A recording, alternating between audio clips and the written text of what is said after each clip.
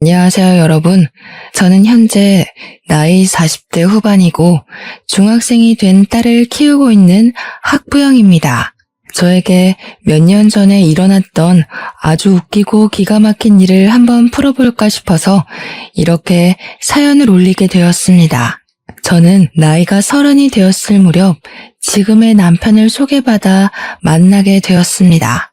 소개팅이라는 자리가 불편하기도 하고 약간 편견이 있었다고나 할까요? 이 나이에 아직도 여자친구가 없어서 주변 사람들의 소개로 사람을 만나야 한다는 게 마음에 걸리는 부분이긴 했습니다. 간곡한 지인의 부탁에 자리를 나가게 되었는데 상대방은 연봉도 꽤 높고 키도 183cm나 되고 얼굴도 훈훈하게 생긴 34살의 남자였습니다. 저는 그 남자를 보자마자 더욱 의심을 하게 되었죠. 모난 구석이 하나도 없는데 왜 여자친구가 아직도 없을까 하고 말입니다. 길 가다가 명함만 뿌려도 여자가 따라붙을 것 같은 사람인데 이런 소개팅 자리를 전전긍긍하고 있다는 게 이상하지 않겠습니까? 그래도 사진으로 받아본 외모가 제 이상형에 가깝기도 하고 무엇보다 키가 큰 사람을 선호하고 있었기에 소개팅을 했습니다. 제가 여자치고는 키가 꽤 큰 편이라서 외적으로 마음에 들었고 만나보니 예상과는 다르게 진중하고 깔끔한 성격을 가지고 있길래 연애를 시작하게 되었습니다. 2년 정도 진득하게 만나본 뒤 제 나이 32살이 되었을 때 프로포즈를 받고 결혼을 하기로 약속했는데 그제야 이 남자가 저에게 속사정을 이야기하더라고요. 사실은 자기가 오래전에 결혼을 약속했었던 여자가 있었는데 파혼을 하게 되었었다는 과거 연애사였습니다. 그런데 그 이유가 다른 것도 아닌 예비 시모와 예비 신우 때문이었다고 털어놓더군요. 저는 갑자기 받은 황당한 고백에 놀라서 이게 다 무슨 소리냐고 물어보니까 예비 시모와 예비 신우가 시집살이를 시키듯 결혼하려고 약속했던 전 여자친구에게 핀잔을 줬다는 겁니다. 전 여자친구가 이혼 가정에서 자라 아버지와 단둘이 살고 있었고 내놓으라 할 직업이 따로 없었던 여자여서 그랬는지 시댁 식구들이 엄청나게 무시를 했었다고 하더라고요. 결국은 전 여자친구가 견디지 못하고 파혼 선언을 했고 결혼이 파투나는 바람에 상처를 입어 오랜 시간 혼자 지냈다고 했습니다. 한동안 여자 만날 생각이 전혀 없었는데 지인들 등살에 못 이겨 저를 소개받게 되었고 마음이 깊어져서 결혼까지 하고 싶어졌다고 이야기를 하더군요. 아무튼 예비 신우도 2년 전에 결혼을 했고 예비 시모 또한 자기가 그 이후로 여자를 만나지 않으니 걱정이 심해져서 간섭을 줄였다고 했습니다. 앞으로는 절대 참견하지 않겠다는 조건을 걸고 결혼을 하겠다고 허락을 받아왔으니 저에게 걱정하지 말라고 이야기를 하긴 하더라고요. 자기가 다 지켜줄 수 있다고 이전 같은 상황은 절대 만들지 않겠다고 저에게 후원장담을 했습니다. 근데 솔직히 제 입장에서는 너무나도 찝찝한 이야기지 않겠습니까? 그런 말뿐인 약속은 필요 없다고 이야기를 했죠. 결혼을 다시 생각해보는 게 좋겠다고 시간을 가지자고 강경하게 나가니까 조바심이 난 예비신랑은 저에게 각서를 쓰겠다고 했습니다. 신우가 시집갈 때 본인이 돈 5천만 원을 빌려줬었는데 신우가 시집살이를 시키려고 들면 그 돈을 가지고 협박이라도 해서 괴롭히지 못하게 만들겠다는 것이었습니다. 시모가 괴롭힐 경우를 대비해서 1년 동안은 혼인신고를 미루고 살았으면 좋겠다 하니 그 조건까지 받아들이고 각서를 쓰자고 하더라고요. 아파트 명의도 제 명의로 해두겠다고 생활비 통장이며 적금 통장이며 전부 제 명의로 해주겠다고 했습니다. 무슨 일이 생겨도 본인에게 무조건 이야기해달라고 하는데 믿음이 가더라고요. 그래서 약속했던 모든 걸 꼭 지켜달라고 신신당부를 한 뒤 결혼을 준비하게 되었습니다. 아니나 다를까 시댁에 인사를 드리러 갔더니 예비 시모가 저를 보자마자 입을 열었습니다. 대학을 어디 학교 나왔어? 우리 아들 만나기 전까지 남자는 몇 명이나 만나봤어? 음식은 좀 할 줄 알아? 아침에는 몇 시쯤 일어나니? 하면서요. 물어볼 게 얼마나 많은 건지 제가 입을 열기도 전에 질문만 수십 개가 쏟아지는 듯한 느낌이었습니다. 어안이 벙벙했던 저는 날카롭지 않게 대꾸하려고 그런 질문은 왜 하시는 거냐고 조심스럽게 물어봤습니다. 그랬더니 예비 시모가 하는 말이 자기가 궁금해서 물어보는 건데 왜 라는 말은 왜 하는 거냐고 하더라고요. 저도 밀리지 않으려고 질문하시는 내용이 조금 이상한 것 같다고 대답했죠. 그때까지만 해도 예비 시모를 최대한 존중하려고 노력했습니다. 저는 예비 시모에게 대학은 땡땡 여대를 나왔고 남자를 몇 명 사귀어 봤냐는 질문에는 딱히 대답할 가치가 없는 것 같다. 음식은 기본은 할 줄 안다. 결혼 후에는 남편과 같이 입맛을 맞춰 나갈 거니까 둘이 같이 요리를 하면서 해결해 나가겠다. 평일 아침에는 출근 시간 맞춰서 일어나고 주말에는 늦잠을 잔다고 시모의 질문 속도에 맞춰 쏟아내듯 이야기를 했습니다. 그러니 예비 시모는 한술 더 떠서 대학은 마음에 드니까 합격. 근데 남자 관계는 마음에 썩 안 드네? 하시더라고요. 제가 아무 소리 안 하고 가만히 있으니까 저를 빤히 보더니 근데 왜 음식을 우리 아들이랑 같이 하겠다는 거니? 하시는 겁니다. 그래서 저도 속으로 더 이상 대우를 해줬다가는 내가 말리겠다 싶어서 웃으면서 대답했죠. 그럼 어머님이 같이 해주시게요? 매일 저녁마다 저희 집으로 오셔서 반찬 해주시는 거예요? 했더니 시모가 끙 하시면서 아무 말도 못 하시더라고요. 저한테 주말에도 일찍 일어나라고 하시면서 시댁에 게으름 피우면 안 된다고 평일이랑 똑같이 일어나라고 말도 안 되는 트집을 잡더라고요. 알겠다고 대신 남편이랑 같이 아침부터 일찍 일어나서 운동도 하겠다고 했더니 자기 아들은 피곤해서 주말에는 쉬어야 한다고 호들갑을 떨더라고요. 저도 일하는 사람인데요. 그럼 저도 쉬어야 하지 않을까요? 자기야, 우리 주말에는 배달 음식 시켜 먹으면서 좀 쉬자 했죠. 제가 평소에 되바라진 애는 절대 아닌데 남편이 시댁에 방문하기 전에 저에게 언지를 했던 내용이 있었잖아요. 고부간의 갈등이라든지 시집살이라든지 거기다가 자기가 무조건 제 편을 들어주겠다고 각서까지 썼으니까 뒤는 보지도 않고 일단 지른 거죠. 속으로 이렇게까지 이야기해도 되나 싶긴 했지만 가만히 있으면 우습게 볼 것 같더라고요. 일부러 더 되바라진 척 해가면서 할 말 다 하고 나니까 속은 엄청 시원했습니다. 시모랑 어영부영 대치하는 상황에 뒤늦게 그 자리에 예비 신우가 왔습니다. 저를 현관 입구에서부터 아래 위로 쓱 한번 훑어보더니 어머, 이 아가씨가 결혼한다던 그 아가씨야? 하더라고요. 제가 그냥 안녕하세요 하고 인사를 하니까 예비 신우가 잘 됐다면서 안 그래도 자기가 시모 용돈 문제로 할 말이 있었다고 하는 겁니다. 아니, 결혼도 아직 하지 않았고 처음으로 인사를 드리러 온 자리에서 무슨 용돈 이야기를 하나 싶었죠. 제가 떨떠름하게 있으니까 예비 신우가 저한테 결혼하고 나면 용돈은 어떻게 할 거냐고 대놓고 물어보더라고요. 자기는 외벌이라서 그동안 30만 원씩 드리고 있었는데 저랑 예비 신랑은 맞벌이니까 매달 70만 원씩 주면 딱 100만 원이지 않겠냐고요.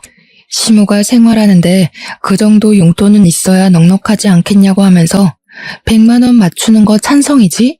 하시더라고요. 저는 솔직하게 말했죠. 그게 다 무슨 소리냐? 70만 원을 매달 드리는 건 우리도 힘들다고요.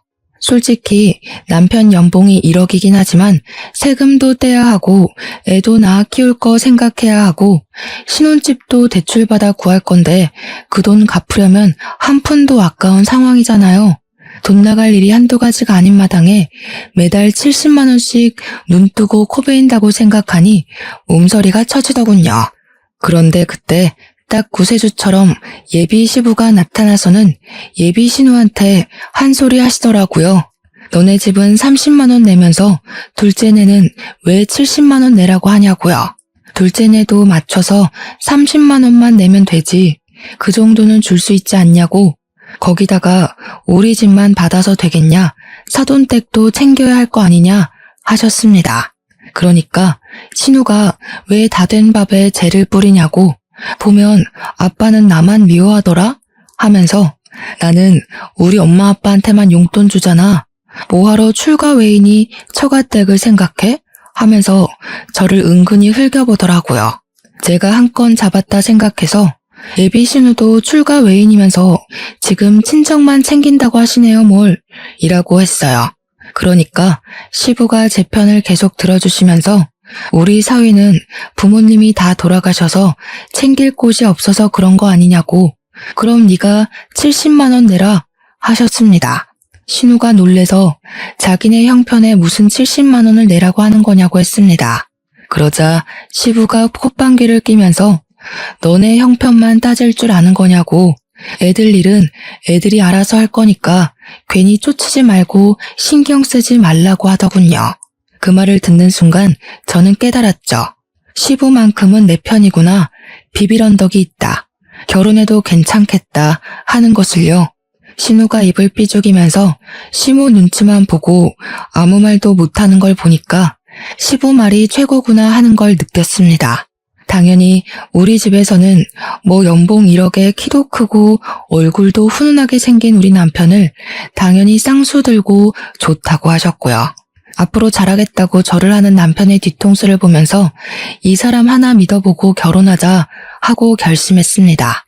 양가 상견례 자리 분위기 자체는 나쁘지 않았었는데 아주 미묘한 사건 한 가지가 터졌습니다. 신혼집은 남편과 제가 같이 대출을 받아서 구하기로 했고 혼수는 양가에서 반반씩 지원을 해주시기로 말을 다 마쳤습니다. 예단이니 예물이니 한창 떠들면서 훈훈한 분위기를 이어가는 와중에 신우가 갑자기 음식을 앞에 두고 우욱하면서 헛구역질을 하는 거예요.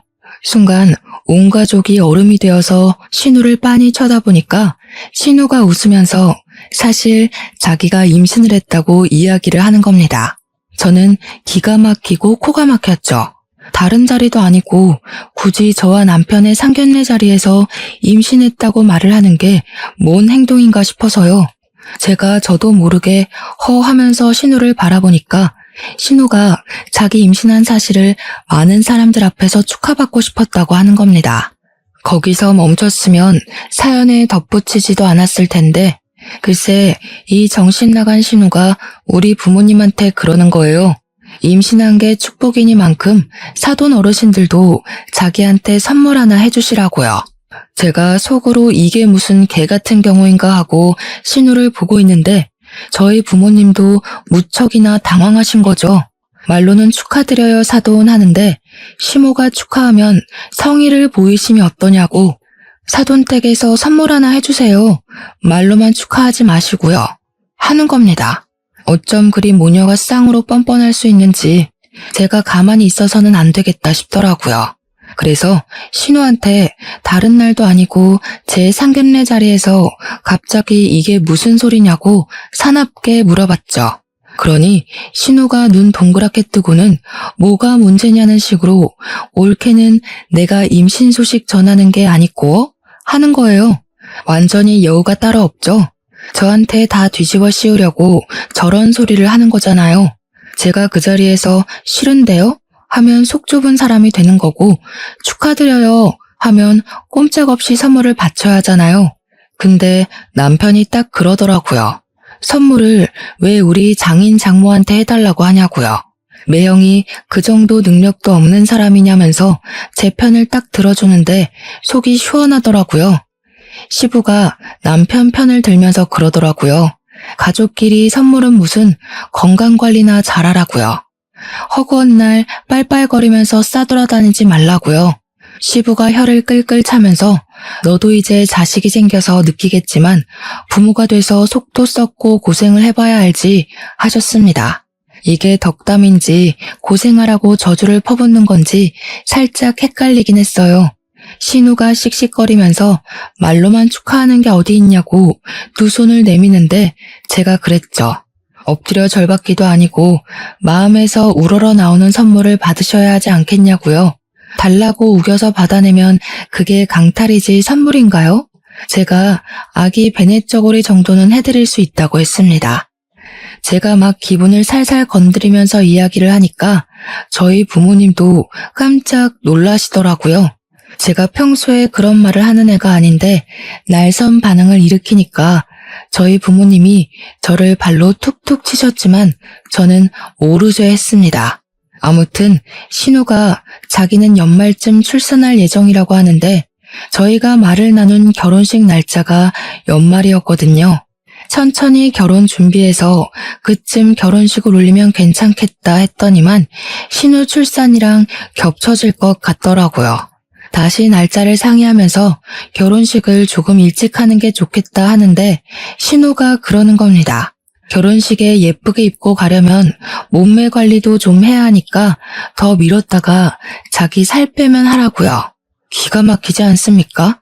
이게 말인지 똥인지 어이가 없어서 제 결혼식에 신우 몸매가 뭐가 중요하냐고 그냥 서둘러서 하겠다고 했죠. 원래 일이라는 게 연달아서 터지기 마련이잖아요. 분명 남편이랑 저랑 결혼 전에 피임을 잘하고 있었는데요. 축복이라는 게 갑자기 찾아오게 된 거죠. 제가 임신을 하게 된 것이었습니다.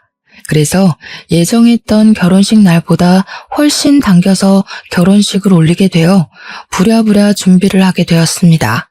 너무나도 급작스럽게 이뤄진 결혼에 양가에서도 개눈 감추듯 결혼식을 올리게 되었다며 조금 서운해하시기도 했죠.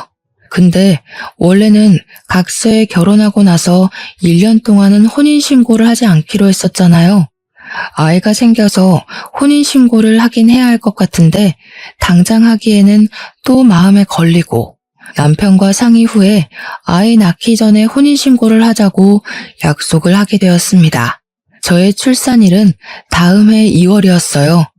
배가 나오기 전에 식을 올려야 한다고 생각을 했기에 천천히 여유를 가지고 준비하려고 했던 결혼식을 2달 만에 준비했고 저는 임신 4개월째에 결혼식을 올리게 되었습니다. 시댁에서는 겹경사라고 손주가 2이나 생긴다면서 엄청나게 좋아하셨고요. 저는 임신을 해서인 건지 결혼하고 나서 엄청난 간섭과 시집살이에 시달릴 거라 생각했던 것과는 반대로 걱정할 일은 전혀 없었습니다. 시모도 그렇고 신우도 그렇고 임신을 해서 그런 건지 트집 잡는 걸 딱 멈추셨거든요. 시댁에는 제사할 것도 딱히 없었고 명절에도 딱 하루만 시간 내서 같이 보내고 집으로 각자 돌아가는 그런 시기였습니다. 그래서 명절에도 뭐 밥을 한다거나 벌초를 간다거나 하는 일이 없었죠. 그렇게 시간이 흐르고 흘러서 12월이 되어 신우는 건강하게 아들을 출산하게 되었고요. 저도 그 다음 해에 2월에 아들을 출산을 했습니다. 건강하고 뽀얀 우리 아들을 보면서 정말 남편과 끌어안고 얼마나 울었는지 모르겠습니다. 시부모님은 두 분 다 갑자기 생긴 손주 둘에 푹 빠져서 정신이 빠질 정도로 좋아하셨는데 아무래도 우리 아들이 대를 이어야 할 아들이라고 생각하셨던 것 같아요. 시부가 티가 날 정도로 우리 아들을 더 예뻐해 주시긴 했거든요. 과자를 사 먹으라고 용돈을 마구마구 찔러주셨고요. 신우는 항상 그걸 가지고 불만을 토로했고 차별당하는 기분이 좋지 않다며 저에게 계속 이야기를 해댔습니다. 아무래도 시부성을 따른 손주가 더 귀한가 보다 하면서 차별 노래를 불러대니 저와 남편은 가시방석에 앉은 듯 했죠. 미안한 마음도 들고 하니까 저랑 남편이 일부러 신우네 아들 선물을 더 많이 챙기기도 했고요. 근데도 신우는 고마운 줄 모르고 맨날 우리 아빠가 나는 출가 외인이라 그러냐? 우리 애는 신경도 안 쓰네 하면서 서운해했습니다. 불만만 가득 뿜어대면서도 시댁에 와서 죽치고 있으니까 저도 너무 불편했죠. 하지만 시부가 매번 저에게만 용돈을 따로 찔러주시니까 할 말이 없는 입장인 거예요, 제가. 그렇게 시간이 흐르고 흘러서 3년쯤 흘렀던 어느 날 시부가 갑자기 우리 아들에게 뭐 필요한 거 없냐고 물어보시더라고요. 곰곰이 생각을 해보니 이제 슬슬 책이나 교구 같은 걸 사줘야겠다 하고 마음을 먹었었거든요. 가격이 꽤 나가서 고민 중이었는데 시부가 물어보니까 냉큼 동화 전집이랑 교구 같은 게 있었으면 좋겠다고 이야기를 했죠. 근데 통도 크게 120만 원짜리 교구 세트를 주문을 해주신 거예요.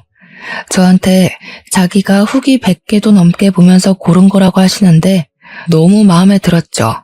시부한테 몇 번이나 감사합니다, 감사합니다 하고 친구들에게 자랑하고 싶어서 SNS에 딱 올렸는데 그걸 신우가 봐버린 거죠. 네, 제가 멍청했다는 거 잘 알고 있습니다. 하지만 신우랑 저랑 친구가 아니라서 염탐하고 있는 줄은 생각도 못했어요. 신우가 난리를 치면서 우리 아빠가 사줬다고? 나는 그런 거 사주지도 않았는데 왜 올케한테만 사줘? 하더라고요. 그러면서 저한테 우리 아빠가 사준 거니까 나눠 쓰자고 하는데 제가 할 말이 없어서 알겠다고 했죠. SNS에 올리지만 않았어도 이런 일이 없었을 텐데 제 팔자 제가 꼰 거 아니겠습니까? 필요한 거 있으면 빌려가시라고 이야기를 했더니 신우가 당장 와서는 몇 가지 교구를 들고 가더라고요. 그런데 짜증나는 게 신우가 빌려갔다 하면 함흥차사인 겁니다. 돌려줘야 하는데 돌려주지도 않고 빌려가기만 잔뜩 빌려가고요. 제가 신우가 뭘 빌려갔는지 하나하나 체크를 해놨었거든요. 근데 한 10개 빌려가면 돌아오는 건 7, 8개밖에 없는 겁니다. 도둑놈도 아니고 빌려달라고 할 때마다 빌려줬는데 왜 들고 오지를 않는 건지. 거기다가 낙서 같은 것도 해오고 잘 떨어지지도 않는 스티커를 잔뜩 붙여오기도 하고요. 아무리 가족이라지만 남의 것인데 깨끗하게 다룰 생각은 안 하고 일부러 더 저러는 것 같았습니다. 당연히 저도 참지 않고 신우한테 막 뭐라고 했죠. 빌려간 건 10개인데 오는 건 왜 7, 8개밖에 없냐? 이 낙서들이랑 스티커는 다 뭐냐? 우리 아이 교구랑 책에다가 왜 조카 이름을 적어두냐고요. 자기 것인 거 마냥 이름 적어두는 건 진짜 선 넘는 일 아닌가요? 너무 열이 받더라고요. 한번 빌려가면 상태가 너무 최악이 되어서 돌아오니까 우리 아들이 속상해한다고 집에 있는 거 전부 깨끗하게 닦아서 돌려달라고 했습니다. 그러니까 신우가 저한테 나를 세우면서 하는 말이 우리 아빠가 사준 걸로 지금 생색내는 거냐고, 애들이 놀다 보면 그 정도 흠집은 나는 거 아니냐고 하더라고요. 저한테 더럽고 치사해서 돌려준다고 신우 집에 있던 교구들을 죄다 돌려주는데 진짜 하나같이 정상인 물건이 없었습니다. 책도 너덜너덜하고 교구들은 망가지고 부러지고 쓰레기가 따로 없었습니다. 신우가 우리 집에 획 던지더니 제가 또 한 소리 할까봐 서둘러서 조카 데리고 도망치듯 가더라고요. 문제는 그날 밤에 우리 애가 난리가 났죠. 왜 그러냐고 물어보니까 빠방이 하더라고요. 우리 아이가 애착 물건으로 여기는 자동차 장난감 하나가 있었는데 그 장난감이 사라지고 없는 거예요. 집에 방문했던 사람이 신우랑 시조카밖에 없었으니까 신우에게 전화를 걸었더니 모르겠다면서 딱 잡아떼더라고요. 제가 시조카가 들고 간 것 같으니까 집을 좀 찾아봤으면 좋겠다고 했죠. 그러니까 신우가 하는 말이 그거 얼마 하지도 않는 장난감 아니냐고 우리 애한테 그냥 주라고 그러는 거예요. 물론 가격 자체는 얼마 안 하는 거긴 했지만 우리의 애착 장난감이잖아요. 꼭 그 물건이어야만 하는 거거든요. 열받아서 신우한테 새 거 하나 사줄 테니까 집에 들고 간 건 돌려달라고 이야기를 했더니 신우가 약을 올리는 거예요. 뭘 새 걸 사주냐고, 우리 애도 이게 마음에 드는 것 같은데 너네가 새 거 써, 이래요. 아니 도둑도 아니고 자기가 들고 가놓고 처음에 모른 척하면서 없다고 잡아댄 건 뭐냐고요, 한하게. 다음날 시부가 오랜만에 밥 먹자고 불러서 시댁에 가기로 했는데 속으로 완전히 벼르고 있었습니다. 시댁에 도착해서 시부랑 시모 다 있는 데서 신우한테 손 딱 내밀고 우리의 장난감 돌려주라고 했죠. 그러니까 신우가 인상을 팍 쓰면서 아니 아직도 장난감 타령을 하고 있냐고 하는 겁니다. 그거 뭐 하면 얼마나 한다고 그냥 우리의 주라고 하지 않았냐고 신우 말이 웃음냐면서 으르렁거리더라고요. 제가 어이가 없어서 신우를 향해 싸늘하게 이야기를 했죠. 신우, 지금 조카를 도둑새끼로 키우려고 그래요? 남의 물건을 몰래 훔쳐갔으면 신우라도 정신 차리고 돌려주라고 해야 하는 게 맞지 않아요? 그러니까 신우도 삿대질을 하면서 너 지금 뭐라 그랬어? 하고 시모도 어머어머 하면서 난리가 났더라고요. 어디 신우한테 그런 말버릇을 하고 앉아있냐면서 세상 말세다 하는데 시모를 째려보면서 한술 더 떴죠, 제가. 어머님은 조용히 있으세요. 우리 집에 물건 주러 와놓고는 훔쳐갔다고요. 아니 옳게 무슨 말을 그렇게 해? 애가 마음에 들어서 가지고 온 걸 가지고 도둑이니 뭐니 말이 너무 심한 거 아니야? 말이 심하다고요? 조카를 그렇게 키우면 애가 나중에 도둑밖에 더 되겠어요? 마음에 들어서 가지고 온다니 그게 어느 나라 법입니까 도대체? 돌려주세요 그 자동차. 와, 옳게 무섭다 정말. 그거 얼마나 한다고 치사하게 군다? 치사하다고요? 신우가 가져가서 쓰레기로 만들어 온 교구가 한두 개인 줄 아세요? 아버님이 사주신 교구의 반 이상을 신우가 가져가서 쓰레기로 만들어 왔잖아요. 빌려갔으면 곱게 돌려줄 줄 알아야지. 죄다 망가뜨리고 부러뜨리고. 우리 애는 한 번도 써보지 못한 교구도 있어요. 그러자 시모가 교구는 무슨 교구? 하면서 은근히 끼어들더라고요. 신우는 여기서 왜 그런 소리까지 하냐면서 괜히 부채질하고 있고요. 이때다 싶어서 시부모 다 있을 때 확 그냥 터뜨려버렸죠. 시부가 저희 아이를 위해 사주신 건데 정말 너무 속상했거든요. 아버님이 저희 아이 쓰라고 사주신 교구가 있는데 그걸 알게 된 신우가 난리를 쳤어요. 애 차별하는 거냐고. 왜 우리 아들만 사주냐고 난리를 치길래 저도 죄송해서 같이 나눠 쓰자고 했죠. 빌려주면 갖다 주기로 했으면서 빌려가기만 하고 가져다 주질 않더라고요. 돌려줘도 낙서해두고 찢고 망가뜨려서 주고요. 도대체 조카 이름은 왜 적어두는 거예요? 우리 아이 건데? 그 말이 끝나기 무섭게 시부가 버럭하면서 신우한테 너 그게 진짜야? 하더라고요. 그러면서 뒤이어 나온 말은 저를 경악에 물들게 했습니다. 너 내가 교구 사준다고 했을 때 네가 네 입으로 뭐라 그랬어? 그런 거 다 쓸모없다고. 애 장난감 사는 게 더 시급하다고 하면서 100만 원짜리 전동차 같은 거 사달라고 해서 사줬잖아. 내가 며느리한테 120만 원짜리 교구 사준 거 알고 나서는 눈에 불을 켜고 달려들어서 현금으로 20만 원도 받아가 놓고는. 그러니까 시부한테 받은 건 입을 싹 씻고 저한테 차별하면서 저희 아이 교구만 망가뜨리고 있었던 거죠. 어떻게 사람의 탈을 쓰고 저런 짓을 아무렇지도 않게 하는지 기가 막혀서 신우한테 저게 다 사실이냐고 이야기를 했어요. 신우도 지금 받아놓고 나한테 빌려주기 싫어서 입을 싹 씻은 거냐고 막 달려들었습니다. 그러니까 신우가 당황해하면서 교구를 같이 쓰자고 한 건 옳게 아니냐면서 자기가 뭘 잘못했냐고 하대요. 저도 신우한테 그럼 조카의 전동차를 빌려달라고 당당하게 요구를 했더니 신우가 그건 우리 애가 너무너무 좋아하는 거라 없으면 안 된대요. 신우도 지금 우리 아들 액착 장난감 들고 가서는 안 돌려주는 거 아니냐고, 내가 하면 로맨스고 남이 하면 불륜이냐고 물어봤죠. 그러니까 자기도 할 말이 없는지 입을 꾹 닫고 가만히 있더라고요. 우리 남편이 조용히 정색하고 있다가 갑자기 문 밖에 세워진 애들 타는 자동차 같은 거, 그게 아빠가 사준 거냐고 시부한테 묻더라고요.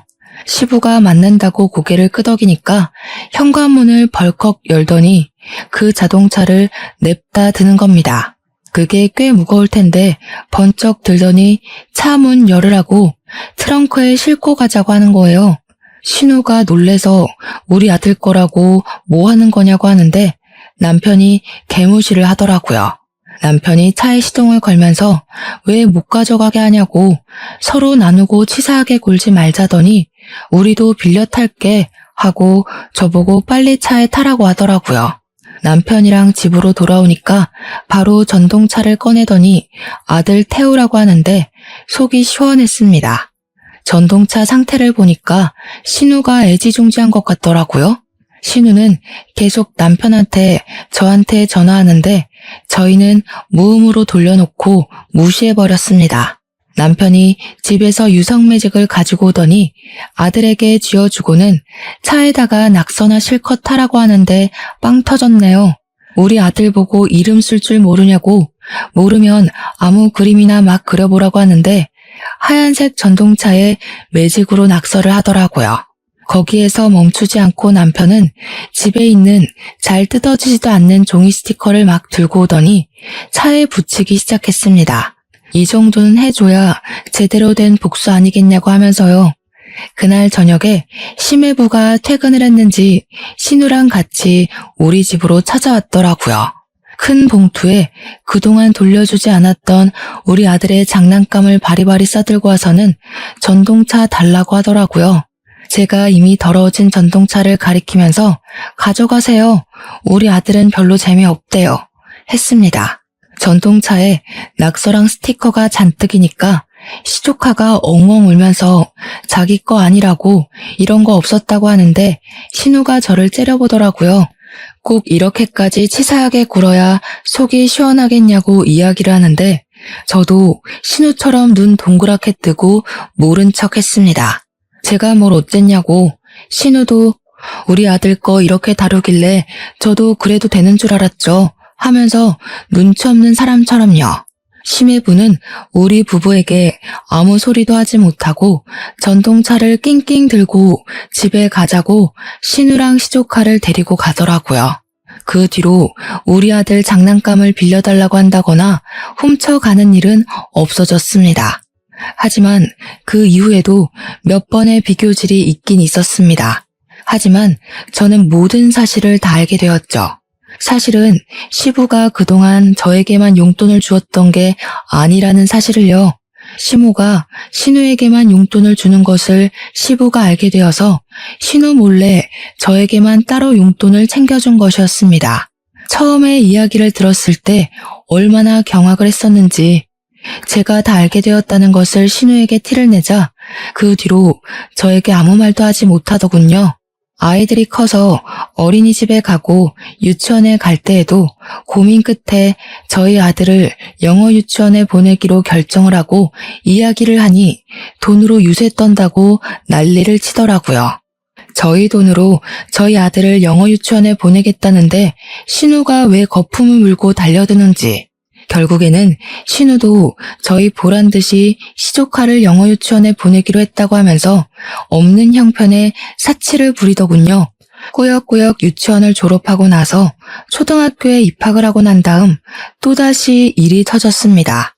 조카와 우리 아이가 초등학교 입학할 때 시부가 정년퇴직을 하시고 노후를 즐기시겠다고 선언을 하셨거든요. 우리 시부의 취미가 난각구기, 꽃 심기 이런 것이었는데 정년퇴직을 하시고는 등산을 다니시기 시작하셨어요. 근데 등산이라는 게 보통 주말에 하는 취미잖아요.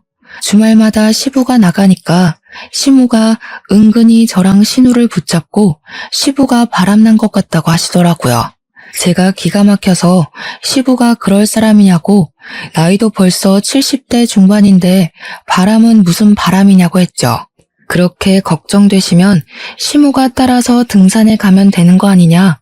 부부 등산도 많이 하더라 하니까 일 없다 하시대요. 시모가 뚱뚱하시거든요. 운동하는 걸 엄청나게 싫어하시니 그럴 수밖에요. 시조카가 초등학교 3학년이 되고 우리 아이가 초등학교 2학년이 되었을 때쯤 발육 상태에 차이가 나기 시작했습니다. 제가 여자치고는 키가 큰 편이라고 했었잖아요. 제 키가 169cm거든요. 우리 남편의 키는 183cm고요. 시부랑 시모도 키가 꽤 큰 편인데 신우만 혼자 키가 157cm로 작은 편이었습니다. 심해부의 키도 저랑 눈높이가 비슷한 걸로 봐서는 160 후반대거나 딱 170 정도로밖에 보이지 않았고요. 그러니까 우리 아들은 초등학교 2학년임에도 불구하고 키가 130cm였거든요. 근데 시조카는 키가 훨씬 작았어요. 3학년이라고 해도 개월수 자체는 2개월밖에 차이가 안 나긴 하지만 키가 113cm밖에 안 됐거든요. 누가 봐도 우리 아들이 형처럼 보이고 그래서 신우가 키가 지고 엄청 스트레스를 받아 했었습니다. 그런데 우리 아이가 발육 상태가 좋은 만큼 밥을 정말 많이 먹고 가리는 것 없이 참 잘 먹어요. 저랑 남편이 부부 동반으로 일이 있어서 어쩔 수 없이 시댁에 하루 아이를 맡겼는데 그날 신우도 시댁에 조카를 데리고 방문을 한 거죠. 그날 저녁에 시부모님께 아이를 봐주셔서 감사하다고 인사를 드리고 집에 왔는데 애가 배가 고프다고 밥을 달라고 하는 겁니다.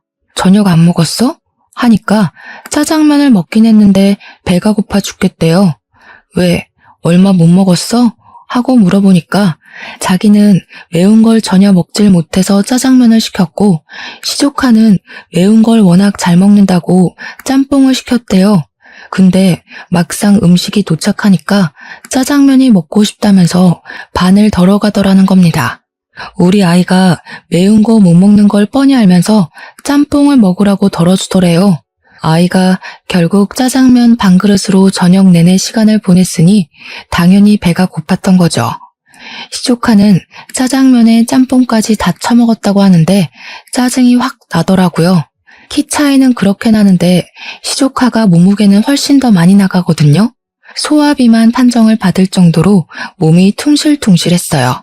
우리 아이에게 밥을 차려주면서 다음부터는 나눠 먹기 싫다고 하던가 아니면 곱빼기로 시켜달라고 이야기를 하라고 했죠. 한 3주쯤 지나서 부부 동반 모임에 참석하느라 아이를 또 시댁에 맡기고 모임이 끝난 뒤 데리러 가니까 우리 아이 표정이 좋지 않더라고요. 혹시 오늘도 짜장면 먹었어? 하니까 신우 눈치를 슬쩍 보면서 고개를 끄덕이는데 먹는 걸로 치사하게 굴었구나 싶었습니다. 시댁에 신우랑 시조카, 시모까지 다 있어서 거기서 이야기를 꺼냈죠. 우리 애도 짜장면 한 그릇 다 먹을 수 있는 아이라고 시조카에게 반 덜어주고 싶으면 앞으로 우리 아이는 곱빼기로 시켜줬으면 좋겠다고요. 그랬더니 우리 아이가 울먹이면서 곱빼기를 시켜달라고 했더니 소화비만 된다고 안 된다면서 말렸다는 겁니다. 제가 진짜 너무 화가 나서 시조카를 보면서 말을 했죠. 누가 누구 보고 비만 타령을 하는 거냐고요. 그러니까 신우가 지금 우리 애 들으라고 한 소리냐면서 눈에 불을 켜고 달려들더라고요.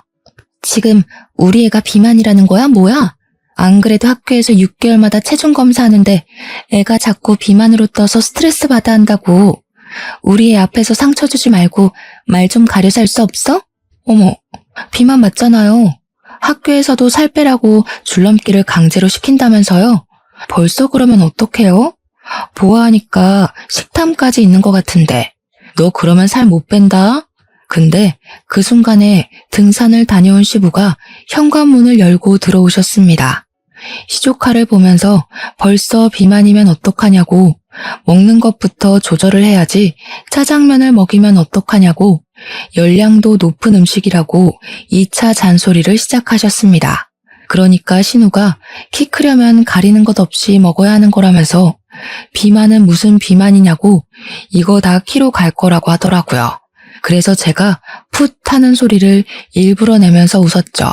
신우, 키는 유전인 거 몰라서 그래요? 신우도 작고 심해부도 뭐 아무튼 먹는 거 조절하는 게 좋을 것 같아요. 거기다가 운동을 해야 애 키가 클 텐데 이야기 들어보니까 주말 내내 시댁에서 휴대폰만 본다면서요? 그것도 누워서요. 시부가 듣다 안 되겠는지 시조카한테 앞으로 주말마다 할아버지 따라서 등산을 가자고 했습니다. 그러자 시조카가 기겁을 하면서 등산 죽어도 싫다고 하는 거예요. 시부가 등산이 얼마나 좋은 운동인지 아냐고 같이 가면 재밌을 거라고 하니까 시조카가 거기서 폭탄을 딱 던진 겁니다. 할아버지, 등산 가서 여자 만나는 거라던데 할머니랑 엄마가 할아버지 바람났다고 그랬어. 그 말에 당연히 집안 사람들 표정이 싹 굳고 사색이 되었죠. 저는 그런 이야기를 애 앞에서 했다는 것도 너무나도 놀랍고 신우랑 시모의 머리가 어떻게 된 건 아닐까 하는 생각이 절로 들었습니다. 시부가 너무 놀라서 눈을 껌뻑껌뻑 하더니 얼굴이 새빨갛게 달아올라서 시모랑 신우를 향해 소리를 치셨습니다. 뭐가 어쩌고 어째? 하는데 정말 집안에 접시가 깨져나가겠구나 싶을 정도로 큰 소리였습니다. 시모가 놀래서 아니 그게 아니라 하면서 변명을 할 준비를 하고 신우는 서둘러서 시조카의 입을 틀어막았습니다.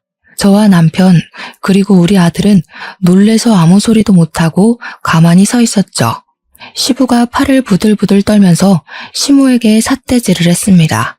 이 인간들이 뭐가 어쩌고 어째? 바람? 이 할망구가 노망이 났나? 내가 등산을 같이 가자고 할 때는 죽어도 싫다고 하더니 바람이 뭐? 첫째 너는 생각도 없이 그걸 지 자식 있는 데서 씨부리고 있어? 부끄럽지도 않아? 뭐 잘난 소리라고 지 입으로 떠들어 제껴? 아니 아빠, 그냥 농담 삼아서 한 말인데 뭐 이렇게 화를 내고 그래. 아빠가 주말마다 등산에 가니까 그냥 우리끼리 우스갯소리로. 농담할 게 따로 있지. 얘 며느리야. 너도 이 헛소리를 들은 적 있냐? 시선이 전부 저한테 한데 모였는데 이때다 싶은 마음도 슬쩍 들더라고요. 그래서 고개를 끄덕끄덕했죠. 그러니 시부가 거실에 있던 휴지값을 시모 쪽으로 던지면서 화를 내셨습니다. 이 인간들이 단단히 노망이 났다고 당장 병원에라도 가둬야 하는 거 아니냐고요. 그런 소리를 씹으려서 사람을 부도덕한 사람으로 몰아간다고 하시면서 시부가 시모에게 그러셨습니다. 뭐 눈에는 뭐만 보인다더니 당신이 그런 소리를 자기한테 해도 되냐고요. 그 말에 시모가 사색이 되어서 왜 또 옛날 이야기를 꺼내고 그러냐고 하는데 저랑 남편은 영문을 몰라서 시부모를 쳐다만 봤죠. 이 옆에 내가 몇 년 전에 바람이 났을 때도 내가 눈 꼭 감고 한번 넘어가 줬는데 이제는 나를 바람난 인간으로 몰아? 이런 부도덕하고 몰상식한 인간 같으니라고. 꼴도 보기 싫어. 나가. 그러더니 신우를 향해서 말씀하시더라고요. 네가 네 엄마 데리고 나가라고요. 끼리끼리 지지고 볶고 잘 살아보라면서 냅다 큰 보스턴백을 들고 오셔서 짐 싸라고 시모에게 던지셨어요. 시모는 끝까지 잘못했단 소리 없이 짐 싸서 신우 집으로 가시더라고요. 근데 신우가 제 코가 석자인 사람이잖아요. 며칠 지나고 신우가 시모에게 눈치를 줬나 봐요. 집으로 돌아가라고요. 시모가 울며 겨자 먹기로 시댁에 왔는데 시부가 비번도 바꿔버리고 행동력 있게 집도 부동산에 내놔버린 거죠. 시모한테 따로 살자고 하면서 황혼 이혼 모르냐고 별거 하자고 자기는 원룸 가서 살 거라면서 이혼 소송도 불사하겠다 선언을 하셨습니다. 꼼짝없이 신우가 시모를 모시고 살게 됐는데 시모도 돈이 없으니까 우리한테 시모를 모시고 가라고 떠넘기더라고요. 하지만 우리 남편이 든든하게 제 편 들어주기로 했잖아요. 딱 잘라 거절을 했습니다. 누구 때문에 파혼했었는지 기억도 못하는 거냐고. 마누라랑 각서 쓴 게 있어서 시모 모시고 살면 당장 이혼이라고 했죠. 신우가 어이없어 하면서 그럼 매달 생활비라도 보태주라고 하면서 남편한테 둘 다 자식이니 그 정도는 해야 되지 않겠냐고 했대요. 우리 남편이 와이프에게 물어보겠다고 하면서 저에게 뭘 물어보는 신용을 하더니 바로 신우한테 그러대요. 누나, 나 생활비는 못 도와줄 것 같아. 우리 와이프가 누나 시집 갈 때 빌려준 5천만 원도 받아오라고 하는데 어떻게 생활비 이야기를 하겠어. 우리 남편이 한술 더 떠서 말을 하니까 제가 나설 필요도 없었습니다. 신우는 당황해하면서 그 돈 결혼 선물로 준 거 아니냐고 하니까 남편이 모르는 척 하더라고요. 누가 원수 같은 누나 결혼하는데 5천만 원이나 선물로 줘? 그때 차용증 쓴 거 내가 아직 가지고 있는 거 몰라서 그래? 신우는 남편 보고 독한 인간이라고 그걸 아직까지 가지고 있냐고 하더니 그 뒤로 생활비 보태라는 말이 쏙 들어가더라고요. 결국 시부랑 시모는 시부의 강력한 바람으로 이혼을 했고요. 시부는 지금 우리 집 근처 원룸에서 혼자 노후 라이프를 즐기고 계세요. 신우랑 시모는 맨날 나가라 못 나간다 하면서 싸우고 있다고 신우가 가끔 저에게 전화와서는 시모 모시고 가면 안 되겠냐고 하는데 누가 그 제안을 받아들이겠습니까? 당연히 거절하고 있고요. 남편은 결혼 전에 저에게 약속했던 대로 커다란 벽이 되어주고 있어서 시모도 차단해버리고 아이와 시부와 즐거운 시간 보내면서 살고 있습니다. 이래서 사람이 너무 욕심만 부리고 심술만 부리고 살면 안 된다는 걸 깨닫게 되네요. 여러분들도 이런 어처구니 없는 일을 당하시면 당황해하지 마시고 현명하게 잘 대처하길 바랍니다. 저의 긴 사연 들어주신 여러분 감사합니다. 행복한 하루 되세요.